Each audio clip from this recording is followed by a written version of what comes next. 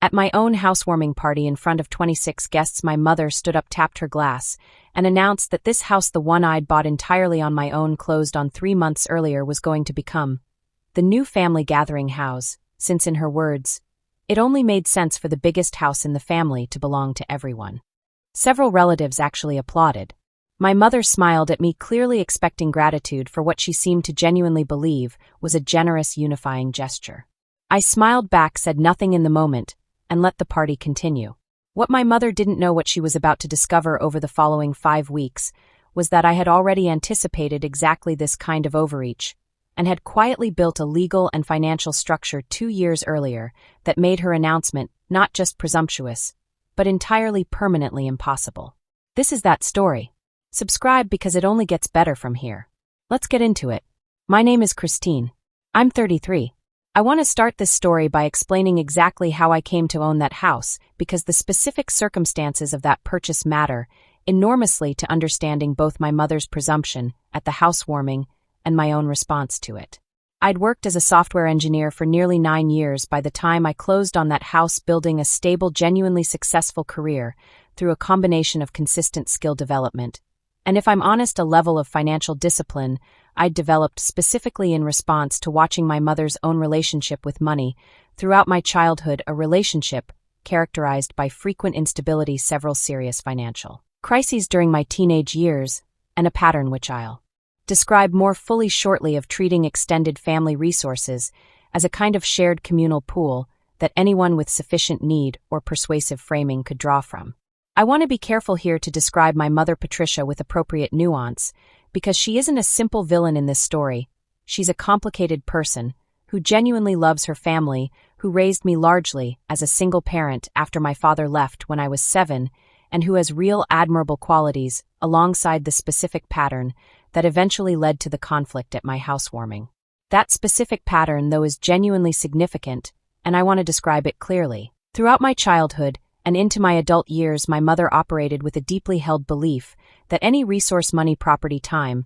belonging to any family member existed functionally as a kind of shared family asset, that she as the family matriarch held some implicit authority to redistribute according to what she perceived as the family's collective needs. This showed up in smaller ways throughout my adult life, expecting significant ongoing financial contributions from me toward various family expenses without much discussion of whether those contributions were sustainable for my own finances, assuming access to my apartment for extended family stays without much advance notice or genuine consultation, treating my own boundaries around money and space as minor obstacles to be gently, persistently worked around rather than genuine limits to be respected. I want to be clear that I'd spent years before this specific incident gradually developing firmer boundaries around these patterns with mixed success. My mother's persistence and genuine skill at reframing any pushback as me being difficult or distant made maintaining consistent boundaries genuinely exhausting over time. By the time I began seriously house hunting, roughly 2.5 years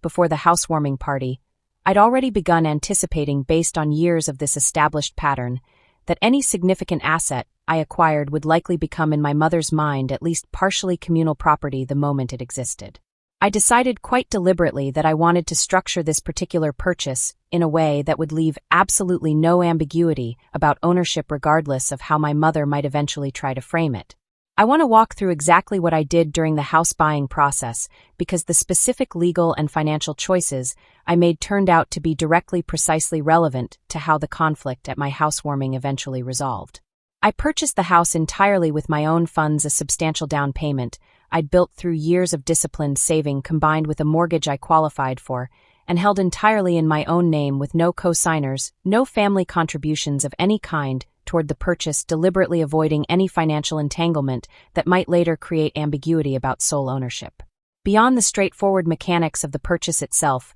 I also, on the advice of an estate attorney I consulted specifically for this purpose, established the property within a revocable living trust with myself as both trustee and sole beneficiary, a structure that provided additional legal clarity and protection around ownership, along with practical benefits around estate planning and potential future liability. Protection that extended well beyond simply anticipating my mother's specific pattern of behavior. I want to be honest that at the time I made these decisions, I wasn't necessarily anticipating the exact scenario I want to walk through the initial months of homeownership because they matter to understanding the specific texture of my relationship with my mother heading into that housewarming party. The first few months in the house were genuinely happy ones, the satisfaction of a major life milestone, the process of slowly furnishing and personalizing a space that was entirely unambiguously mine in a way no previous apartment or living situation had ever quite been. I hosted a handful of smaller gatherings during those initial months, close friends, a few coworkers, before eventually deciding to host a larger, more formal housewarming for extended family roughly 3 months after closing. I want to be honest that I had some genuine hesitation about hosting a larger family gathering given the established pattern with my mother I've already described. Part of me considered keeping the house somewhat more private from extended family, at least initially, specifically to avoid triggering exactly the kind of presumptuous behavior that eventually occurred. Ultimately, though, I decided that avoiding my own family indefinitely wasn't a sustainable long-term strategy, and that hosting the gathering with appropriate boundaries, already quietly built into the underlying ownership structure, felt like a reasonable measured approach. In the weeks leading up to the housewarming, my mother had made a handful of comments that, in hindsight, should have alerted me more clearly to what was coming, references to the house's size relative to other family members' living situations, comments about how useful it would be for hosting larger family gatherings going forward, a general framing that at the time I mostly interpreted as simple enthusiasm about the house rather than the beginning of a specific deliberate reframing of its purpose that she'd apparently been developing privately. I want to walk through the actual party in detail because the specific sequence of events and my mother's precise framing of her announcement matters enormously to understanding both the immediate reaction in the room and my own eventual response. The party itself for the first several hours unfolded pleasantly. 26 guests total, close family, and a handful of family friends, genuine warmth and celebration around a milestone that represented for me years of disciplined work and saving. My mother arrived early, helped with some of the setup, seemed throughout most of the afternoon genuinely happy, and engaged in ways that felt consistent with authentic pride in my accomplishment. About 2 hours into the gathering, as most guests had settled into the main living areas with food and drinks, my mother asked for everyone's attention, tapping a glass to quiet the room in a gesture that initially read to most people present, including myself, as a fairly standard warm toast to my accomplishment. What followed instead was the announcement I opened this story with. My mother spoke for close to 2 full minutes about family unity, about the importance of shared spaces, about how proud she was that our family now had access to a home big enough for all of us, before explicitly stating that she'd already begun thinking about how the house could function as the new family gathering house. Going forward, mentioning specifically plans for hosting the following Thanksgiving there, along with a vague reference to extended family, potentially using it for various future stays, all delivered with a warmth and confidence that made clear she genuinely believed this framing would be received as a generous unifying gesture rather than a presumptuous overreach. I want to describe the room's reaction carefully because it wasn't uniformly troubling. Several relatives, caught up in my mother's warm, confident delivery, did offer genuine applause and enthusiastic agreement, a reaction that, I'll be honest, initially left me feeling somewhat isolated in my immediate recognition that something significant and inappropriate had just occurred, delivered publicly without any prior consultation with me whatsoever. I smiled during the moment itself, said a brief, deliberately non-committal thank you that avoided either confirming or explicitly rejecting her framing in front of the full gathered group, and let the party continue without immediate confrontation. I want to be honest about why I chose this approach in the moment. I understood even in real time that a public correction at my own housewarming party would likely read, to at least some of the relatives present, as an ungracious overreaction to what my mother had framed skillfully as generosity, and I preferred to address the substance of what had happened through a different, more deliberate approach than an immediate, emotionally charged confrontation in front of 26 guests. I want to walk through the days immediately following the party because the decision I eventually made wasn't simply about correcting a single announcement, but about addressing comprehensively and permanently a pattern that this specific incident had brought into unusually sharp public focus. I spent the first several days after the party processing genuine anger and frustration, not just at the specific announcement itself, but at the broader pattern it represented. Years of my boundaries around money and property being treated as minor inconveniences, rather than genuine limits, now escalated to a public semi-formal declaration, made without any consultation with me whatsoever in front of extended Family who had in several cases responded with genuine enthusiasm to a plan that had nothing whatsoever to do with them. I talked through the situation extensively with my closest friend Maya, who had watched this specific pattern with my mother unfold over years of our friendship, and who helped me think through what an appropriately firm, but not unnecessarily dramatic response might look like. I decided after several days of consideration that a private direct conversation with my mother wasn't going to be sufficient on its own, given the public nature of her announcement, and the genuine confusion it had apparently created among several relatives, who now seemed to believe, based entirely on her framing, that some kind of shared access arrangement for the house was actually being established. I decided instead on a two-part response. First, a direct private conversation with my mother specifically addressing the announcement and the broader pattern it represented. And second, a formal written follow-up communication to the full extended family who had attended the housewarming, clearly and unambiguously correcting the record about the house's ownership and intended use, delivered with enough formality and clarity to eliminate any remaining ambiguity that my mother's warm, confident delivery might have created. I called my mother about 5 days after the party, deliberately, allowing enough time to have processed my own immediate anger sufficiently to have the conversation calmly rather than reactively. I told her directly that her announcement at the housewarming had been genuinely inappropriate, not because I didn't want family to visit or enjoy time in my home under normal, reasonable circumstances, but because she had, without any consultation with me whatsoever, publicly declared a specific ongoing use of my property that I had never agreed to and had no intention of honoring. My mother's initial response followed a pattern I recognized immediately from years of similar conversations. Genuine surprise and hurt at my characterization, insisting she'd meant the announcement purely as a warm, generous gesture toward family unity, suggesting I was being unnecessarily harsh and controlling about a house that, in her framing, the whole family, had some meaningful stake in celebrating and enjoying together. I told her calmly but firmly that I understood she may have genuinely believed her intentions were generous, but that the actual substance of what she'd announced, hosting Thanksgiving there without asking me, suggesting ongoing family access to a house I'd purchased entirely on my own, represented exactly the kind of boundary violation around property and resources that I'd been trying with limited success to address in our relationship for years. I want to be honest that this conversation didn't resolve cleanly or quickly. My mother moved through several stages over the course of nearly an hour on the phone, continued minimization, an attempt to frame my response as evidence I'd changed since buying the house and becoming distant from family, eventually landing toward the end of the conversation in a place of grudging, incomplete acknowledgement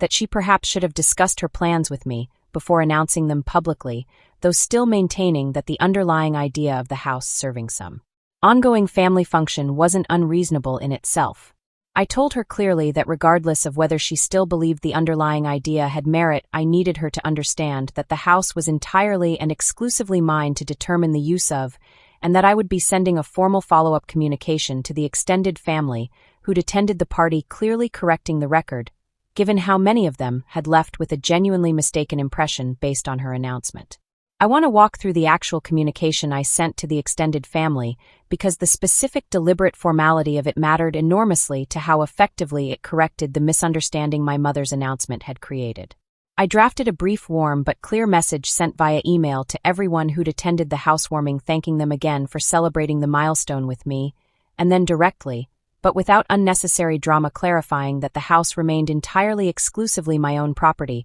that I hadn't authorized or planned any ongoing shared use arrangement, and that while I genuinely welcomed family visiting under normal circumstances, with appropriate advance notice going forward, any specific plans for hosting significant gatherings there would need to be discussed with and approved by me directly rather than assumed or announced by anyone else. I want to be honest that I agonized somewhat over the tone of this message, wanting it to be clear and firm without being unnecessarily harsh toward my mother in front of the broader family, given that many of them had after all simply been responding in good faith to what she'd presented as an established plan. The response from extended family was largely understanding and unremarkable, several relatives replying with brief, warm acknowledgments.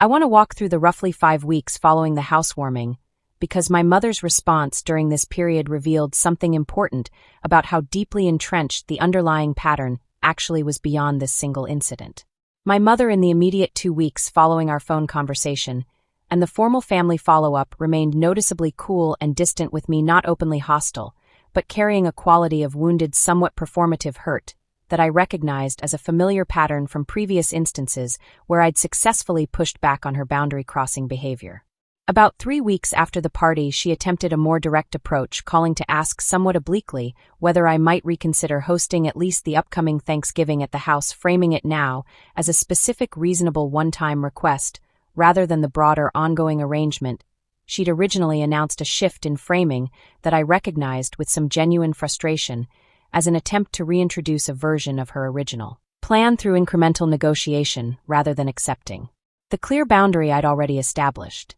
I told her directly that I wasn't willing to host Thanksgiving that year, not because I didn't want to spend the holiday with family, but specifically because I needed her to understand that my earlier response hadn't been about the specific logistics of any one gathering, but about the underlying pattern of assuming access to and control over my property without genuine consultation, and that continuing to renegotiate around the edges of that boundary wasn't going to change my position. This conversation, more than the initial one, seemed to finally genuinely land with my mother in a way the earlier exchange hadn't fully achieved. She was quiet for a long moment, and then acknowledged with what felt like real, if still somewhat reluctant clarity, that she understood now that this wasn't simply about one holiday gathering, and that she needed to more seriously reflect on the broader pattern I'd been describing, one she admitted for the first time she recognized extended well beyond just this specific incident with the house. It's been just over 7 months since that housewarming party, and I want to describe honestly where things currently stand,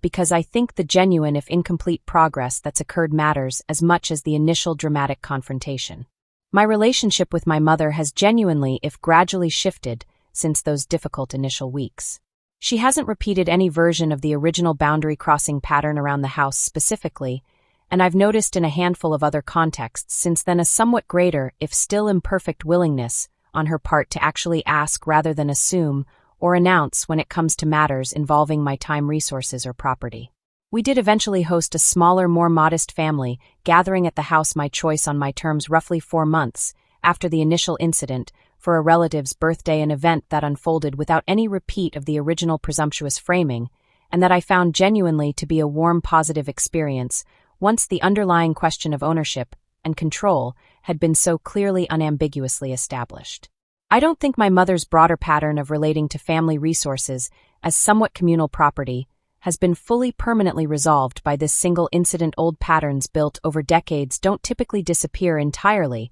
because of one clear boundary-setting episode, however effective. But I do believe watching her behavior in the months since that, this specific publicly visible overreach, and my clear, sustained response to it, created a genuine, lasting shift in how she approaches at least this partitive. There's one thing I hope this story leaves you with, it's this. Sometimes the most effective protection against a family member's pattern of overreach isn't a dramatic, in-the-moment confrontation, but quiet, deliberate structure, put in place, well in advance, combined with a calm, clear, and genuinely sustained response once that overreach actually occurs. I don't think I would have handled that housewarming moment nearly as effectively if I hadn't already years earlier taken the deliberate step of structuring my home's ownership with complete clarity, anticipating exactly this kind of pattern based on years of accumulated experience with my mother's particular relationship to boundaries. That preparation, more than any single clever response in the moment itself, is what ultimately made her announcement not just inappropriate, but entirely practically impossible to actually follow through on. If you're navigating a family member's pattern of treating your resources, your time, or your space as more communal than you've ever actually agreed to, I hope this story reminds you that quiet, deliberate preparation, combined with calm, sustained boundary setting, once a clear overreach occurs, can be genuinely more effective than either avoiding the conflict entirely or responding purely reactively in the heat of the moment. If this story resonated with you, let me know in the comments, and subscribe for more real stories about family boundaries and protecting what you've built. I've got plenty more where this one came from. Ulnar category of boundary going forward.